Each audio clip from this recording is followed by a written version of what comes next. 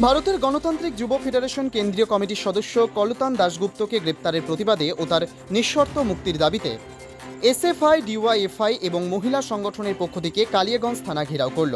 সোমবার বিকেলে কালিয়াগঞ্জের সুকান্ত মোড়ের সিপিএমের কার্যালয় থেকে প্রতিবাদ মিছিল করে থানার সামনে এলে পুলিশ প্রশাসনের পক্ষ থেকে থানার মূল ফটক বন্ধ করে দেয়। এরপর আন্দোলনকারীরা থানার সামনে রাজ্য সড়কে মানববন্ধন কর্মসূচি পালন করেন। এই মানববন্ধন কর্মসূচির জেরে 10-এর রাজ্য সড়ক অবরুদ্ধ হয়ে পড়ে।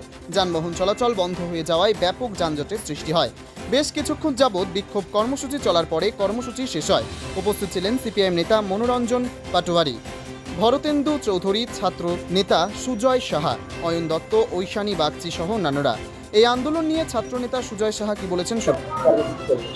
বিষয়টা হচ্ছে ভারতের গণতান্ত্রিক যুব ফেডারেশন ডিওয়াইএফআই এর কেন্দ্রীয় কমিটির সদস্য কমরেড কলতান দাশগুপ্ত, যিনি প্রথম দিন থেকে যখন অভয়ার ডেড বডি নিয়ে চুপিসারে পালিয়ে যাচ্ছিল, সেই সময় মীনাক্ষী মুখার্জি, ধ্রুব সাহার সাথেও প্রথম সারিতে দাঁড়িয়ে কলতান দাশগুপ্ত সেই বডিকে রুখে দিয়েছিল, যার ফলেই আজকে গোটা রাজ্য না গোটা পৃথিবীতে আন্দোলনটা ছড়িয়ে পড়েছে।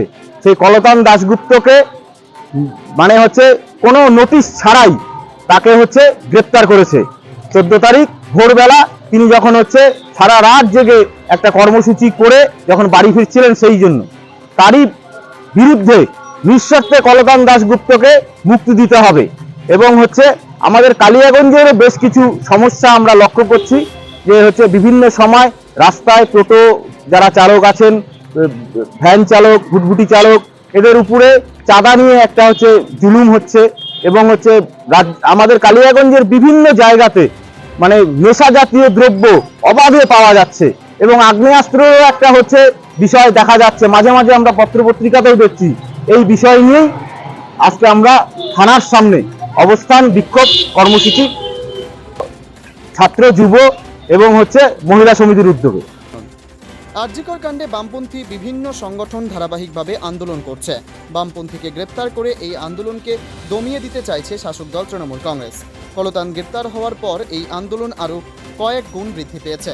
এই আন্দোলনে সরকারের বোধোদয় না হলে আগামীতে শাসক দলকেই তার মাসুল গুনতে হবে। নিজস্ব সংবাদদাতা, খবর কালিয়াগঞ্জ।